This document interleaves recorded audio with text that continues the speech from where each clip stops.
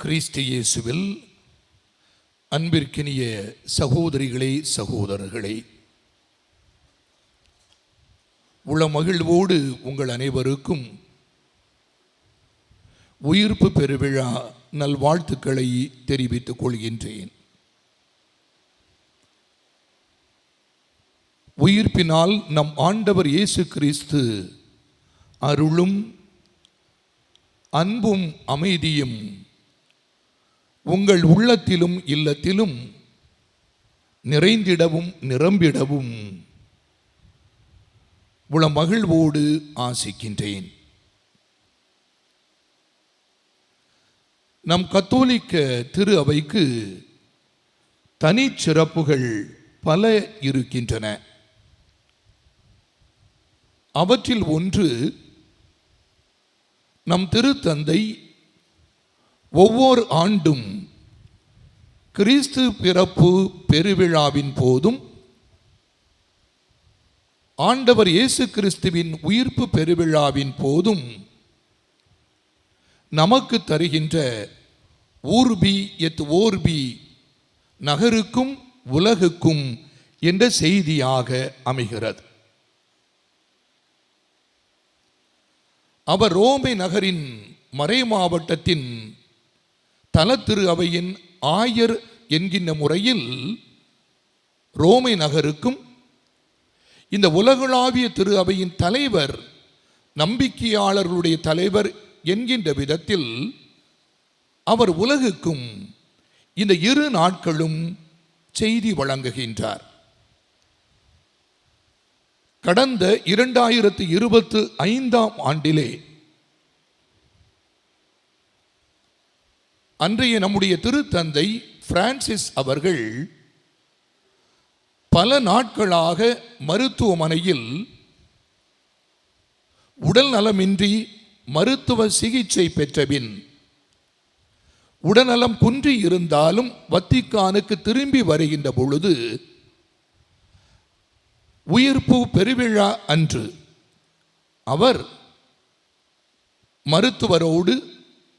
மருத்துவருடைய உதவியோடு மருத்துவ கருவிகளை பொருத்தியவராகவே இந்த ஊர்பி எத் ஓர்பி, நகருக்கும் உலகுக்கும் செய்தி வழங்கியது ஒருவேளை நம்மில் சிலர் கண்டிருக்கலாம், கேட்டிருக்கலாம், நினைவிலும் இருக்கலாம். அதிலே நம்முடைய திருத்தந்தை சொன்ன சாராம்சத்தை முதலில் உங்களோடு பகிர்ந்து கொள்ள விரும்புகின்றேன்.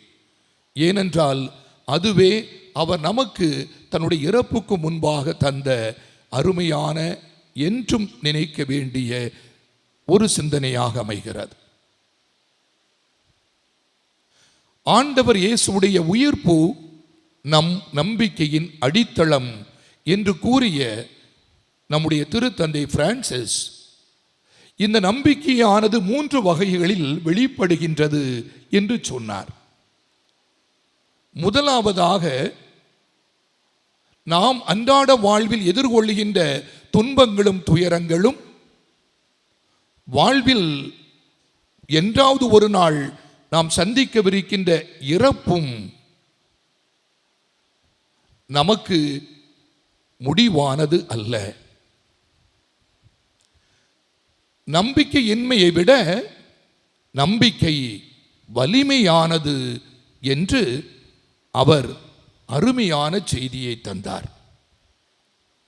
இரண்டாவதாக, இந்த உலகம் தராத அமைதியை உயிர்த்த ஆண்டவர் ஒருவரே தர முடியும். எனவே அவர் அருளுகின்ற அமைதியும் ஒப்புரவுமே இந்த உலகில் நிகழும் போர்களுக்கும் வன்முறைகளுக்கும் இன்றைய தீர்வாக அமையும் என்று கூறினார். மூன்றாவது, ஏழையர், புலம்பெயர்ந்தோர், ஏதிலியர், போர்களினாலும் வன்முறைகளினாலும் பாதிக்கப்படுகின்றவர்களுக்கு நாம் காட்டுகின்ற பரிவும் பணியும் என்றுமே தொடர வேண்டும் என்று கூறினார். நாம் அறிந்தது போல உயிர்ப்பின் செய்தியை அவர் தந்த அடுத்த நாள் இளம் காலை பொழுதிலேயே, ஏப்ரல் 22 திங்கள் காலை பொழுதிலேயே கடவுள் இந்த அன்பு மகனை தன்னிடம் அழைத்து கொண்டார். திருத்தந்தை பிரான்சிஸ் தன்னுடைய இறப்பின் உயில் என்று அறியப்படுகின்ற தன்னுடைய இறுதி விருப்ப பத்திரத்தில் தன்னுடைய இறப்புக்கு பின் எல்லா திருத்தந்தையரை போல வத்திக்கானில் உள்ள திருத்தூதர் புனித பேதுருடைய பேராலயத்தின் கீழ் தான் அடக்கம் செய்யப்பட வேண்டாம் எனவும், தான் பெரிதும் எப்பொழுதும் நேசிக்கின்ற மரிய மஜோரை என அழைக்கப்படுகின்ற புனித அன்னை மரியாவுடைய அந்த பெரும் கோயிலில் அந்த அன்னையுடைய பீடத்தின் அருகிலே தான் அடக்கப்பட வேண்டும் எனவும் குறிப்பிட்டிருந்தார். எளிமையான ஒரு அடக்கம் என்று சொல்லியிருந்த திருத்தந்தை எவ்விதத்திலும் தன்னுடைய கல்லறை ஆடம்பரமாகவோ அலங்காரமாகவோ இருக்கக்கூடாது, அது தரையிலேயே எளிமையாக அமைந்திருக்க வேண்டும் என்று எழுதியிருந்தார். அந்த எளிமை மட்டுமல்ல, மாறாக தான் ரோமையின் ஆயர் எனவோ திரு அவையின் திருத்தந்தை எனவோ எவ்விதத்திலும் குறிக்கப்படாமல், உலகில் உள்ள எல்லா கிறிஸ்தவ மக்களோடும் நானும் ஒரு சாதாரண கிறிஸ்தவன் என்கின்ற நிலையில் பிரான்சிஸ்கோஸ் பிரான்சிஸ் என்று மட்டுமே அதில் எழுதப்பட வேண்டும் என்று கேட்டிருந்தார்.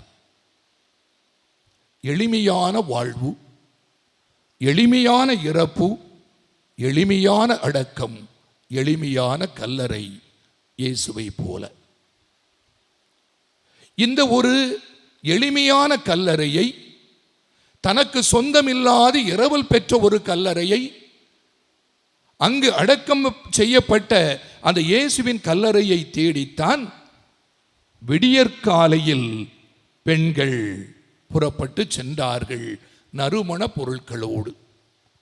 யூத மரபுப்படி ஒருவர் அடக்கம் செய்யப்பட்ட பின் 3 நாட்களுக்கு பிறகு பெண்கள் நறுமண பொருட்களோடும் தைலங்களோடும் சென்று அடக்கம் செய்யப்பட்டவருடைய உடலில் அதனை பூசுவது வழக்கம். அவ்வாறே இந்த பெண்கள் இயேசுடைய கல்லறைக்கு சென்றார்கள். ஆனால் கல்லறை வெறுமையாக இருப்பதை கண்டார்கள். பிற பெண்களைப் போல அடக்கம் செய்யப்பட்ட இயேசுவுக்காக அழுவதற்கே அவர்கள் சென்றார்கள். ஆனால் அவர்களுக்கு அங்கு கிடைத்ததோ அந்த வெறுமையான கல்லறையில் இருந்து உயிர்ப்பின் செய்தி. நீங்கள் அஞ்சாதீர்கள், சிலுவையில் அறையப்பட்ட இயேசுவை தேடுகிறீர்கள் என எனக்கு தெரியும். அவர் இங்கு இல்லை. அவர் கூறியபடி உயிருடன் எழுப்பப்பட்டார். உங்களுக்கு முன்பாக அவர் கலிலியாவுக்கு போய் கொண்டிருக்கிறார். அங்கே நீங்கள் அவரை காண்பீர்கள். இதுதான் அப்பெண்களுக்கு தரப்பட்ட உயிர்ப்பின் செய்தி. தூதரை கண்டு அச்சமுற்றார்கள், செய்தியை கேட்டு ஆனந்தம் கொண்டார்கள், ஆச்சரியப்பட்டார்கள். எனவே இனிமேல் இந்த வெறும் கல்லறையில், வெறுமையான கல்லறையில் நிற்பது தேவையற்றது என்பதை உணர்ந்தார்கள். தூதரின் செய்தியை கேட்டவுடன் விரைந்தோடி அவர்கள் கலிலியாவிற்கு சென்றார்கள். கால்கெடுக்க ஓடினார்கள் களிப்புடன் உள்ளத்திலே. ஏன் கலிலியா? ஏனென்றால் அங்குதான் இயேசு சீடர்களை கலிலேய கடலோரம் அழைத்தார். அவருடைய பரிவான பார்வை, பாசமான வார்த்தை அவர்களை பெரிதும் ஈர்த்தன. தங்களுடைய படகுகளையும் தாய் தந்தையர் சொந்தங்களையும் அனைத்து உடைமைகளை விட்டுவிட்டு அவர்கள் இந்த கலிலேய கடலோரம் இருந்துதான் அவரை பின்பற்றினார்கள். அவருடைய இறையாட்சி பற்றிய நற்செய்தியை காது குளிர கேட்டார்கள். நோயாளரை குணப்படுத்துவதை அகமகிழ்ந்து கண்டார்கள். பசியோடு இருப்பவர்களுக்கு அவர் பகிர்ந்து தந்ததை மனமகிழ்ந்து மீதியானதை எல்லாம் அவர்கள் கூடைகளில் நிரப்பினார்கள். பாவிகளையும் சமுதாயத்தில் ஒதுக்கப்பட்டவர்களையும் அவர் ஏற்றுக்கொண்ட பரந்த மனநிலையை கண்டு அவர்கள் புலகாங்கிதம் கொண்டார்கள். பாவிகளை மன்னித்ததை கண்டு அவர்களுக்கு மகிழ்ச்சியாக இருந்தது. பெண்களையும் தன்னுடைய சீடர்களாக சேர்த்து கொண்டது அவர்களுக்கு இன்னும் பெருமிதமாக இருந்தது. அவர்களுக்கு அவர் ஆற்றல் அளித்தார், அதிகாரம் தந்தார், சம உரிமை தந்தார் என்று காணும் பொழுது அவர்களுக்கு இயக்கத்தில் இன்னும் பெரும் மகிழ்வு சேர்ந்தது. அவர் குழந்தைகளை தன்னிடம் வர சொல்லி அவர்களை கட்டி அணைத்து அரவணைத்து ஆசி வழங்கியதை கண்டு அவர்களும் உளம் குளிர்ந்தார்கள். மட்டுமல்ல, பாவிகளோடும் வரி தண்டுகின்றவர்களோடும் அவர் சமமாக அமர்ந்திருந்து பந்தியில் உண்டார் என்பதை காணும் பொழுது அவர்கள் ஆச்சரியப்பட்டார்கள். யாரெல்லாம் உணவுக்காக அழைத்தார்களோ அங்கெல்லாம் அவர் சென்று அமைதியின் செய்தியை எல்லாம் சொல்வதை கேட்டு அவர்களும் மக்களித்தார்கள்.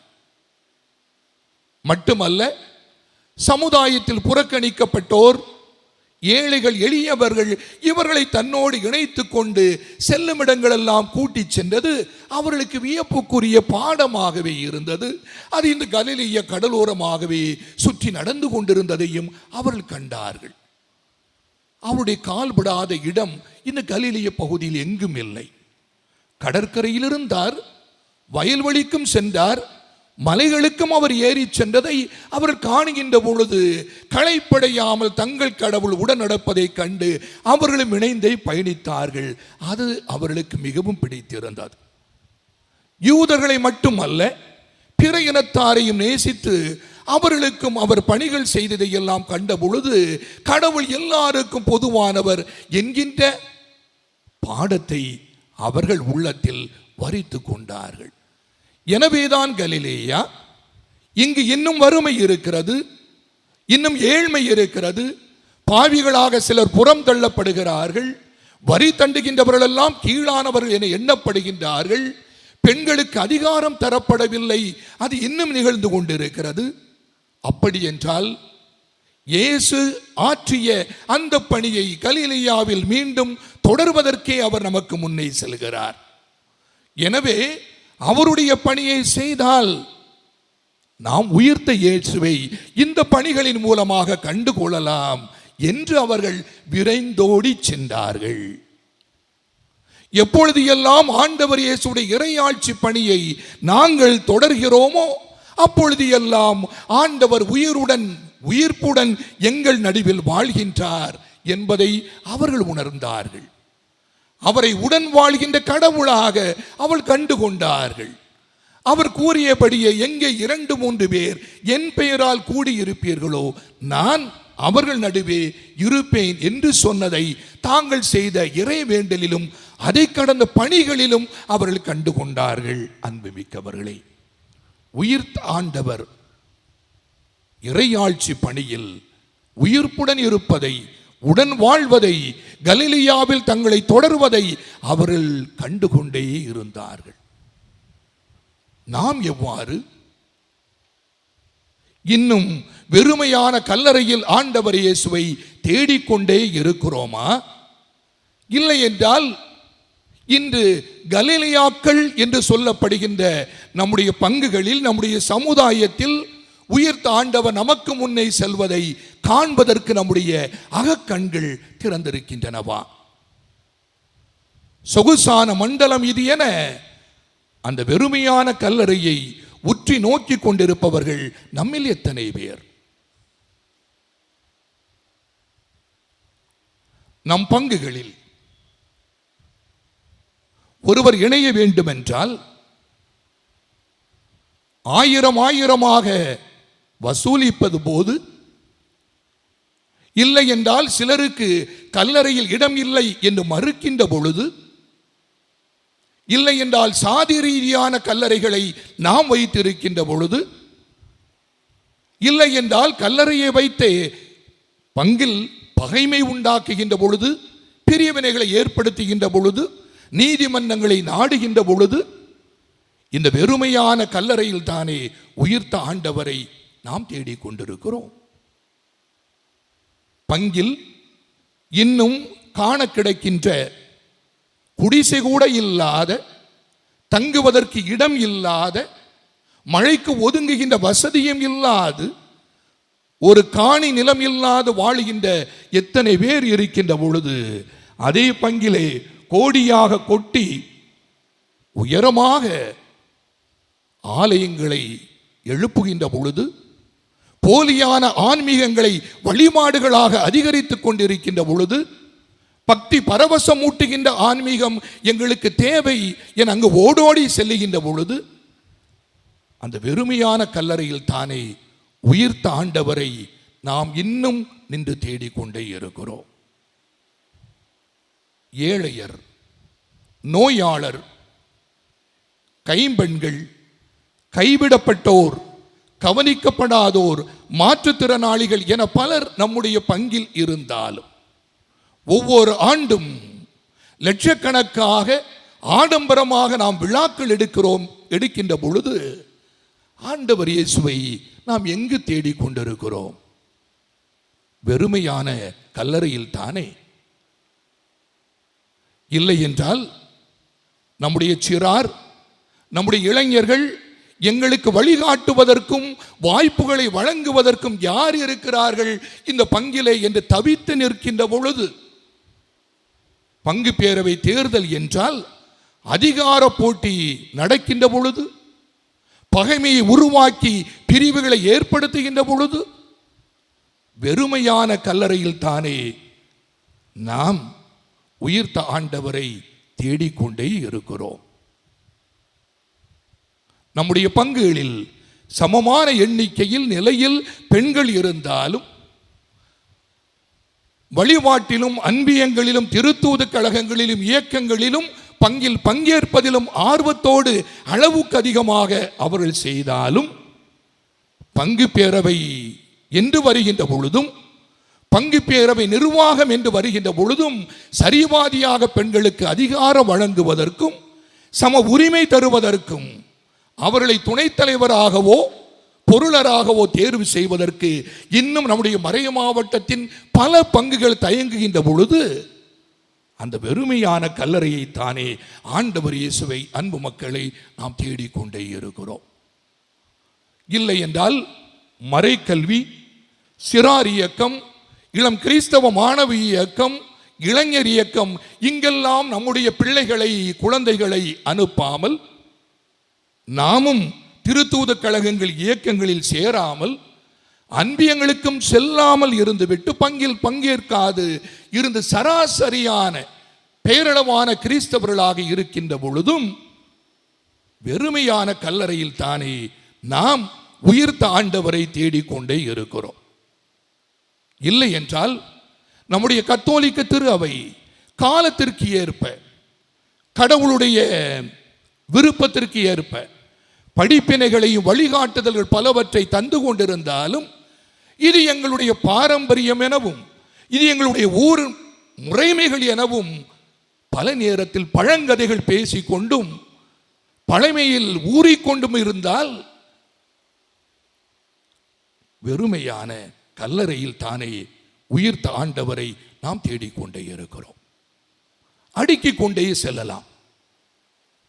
ஆனால் ஆண்டவருடைய உயிர்ப்பின் செய்தியை கேட்ட பெண்கள், வெறுமையான கல்லறையில் உயிர்ப்பின் அனுபவத்தை கண்டுகொண்ட அந்த பெண்கள், அந்த வெறுமையான கல்லறையை இனிமேல் உற்று நோக்கி கொண்டிருக்க மாட்டார்கள். அவர்களுக்கு கிடைத்த இந்த செய்தியை அவள் ஓடோடி எடுத்துச் செல்வார்கள் கலிலேயா போன்ற எல்லா இடங்களுக்கும். எங்கெல்லாம் கலிலேயா போன்று வறுமை இருக்கிறதோ, ஏழ்மை இருக்கிறதோ, நோய்மை இருக்கிறதோ, கைமை இருக்கிறதோ, அந்த இடங்களுக்கெல்லாம் அவர்கள் இயேசுடைய இறையாட்சி பணியை சென்று கொண்டே இருப்பார்கள். அது எங்கோ ஒரு கலிலேயா அல்ல, உலகத்தின் எந்த பக்கத்தில் அந்த கலிலேயா இருந்தாலும் ஆண்டவர் அவர்களுக்கு முன்னே சென்று கொண்டிருப்பார். அந்த உயிர்த்த ஆண்டவருக்கு பின்னே அவருடைய உண்மையான சீடர்கள் சென்று கொண்டே இருப்பார்கள். உள்ளத்தில் நற்செய்தி ஏந்தி செல்வார்கள், தங்களுடைய செயல்களில் நற்செயல்களை செய்து கொண்டிருப்பார்கள். இனி அவர்களுக்கு வெறுமையான கல்லறை தேவையில்லை.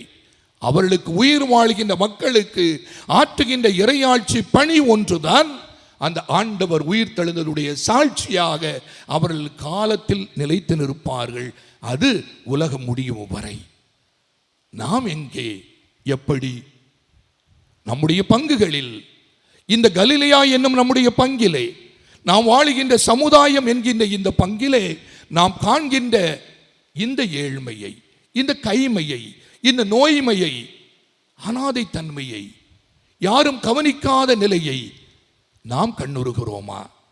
நம்முடைய திருத்தந்தை பிரான்சிஸ் நமக்கு தந்த செய்தி அவர் இறக்கும் முன் இறுதியாக சொன்னது போல, ஏழையர், புலம்பெயர்ந்தோர், ஏதிலியர், போரினால் வன்முறையினால் பாதிக்கப்படுவோர், இவர்களுக்கு நாம் காட்டுகின்ற பரிவும் செய்கின்ற பணியும் என்றும் தேவை என்றால், அதை செய்கின்ற பொழுதுதான் ஆண்டவர் இயேசுவுடைய உயிர்ப்பின் தரிசனம் உங்களுக்கும் எனக்கும் கிடைக்கும். எனவே உயிர்த்த ஆண்டவரை கல்லறையில் தேண்ட வேண்டாம். கலிலேயாவில் விளிம்பு நிலையில் வாழுகின்ற மக்கள் நடுவே, ஒதுக்கப்பட்டோர் நடுவே, கைவிடப்பட்டோர் நடுவே, கவனிக்கப்படாத நடுவே, வலுவிழந்தோர் நடுவே நாம் அந்த உயிர்த்த ஆண்டவருக்கு பரிவோடு பேசி பணிகள் செய்வோம். அவருடைய உயிர்ப்பின் அனுபவத்தை பெறுவோம்.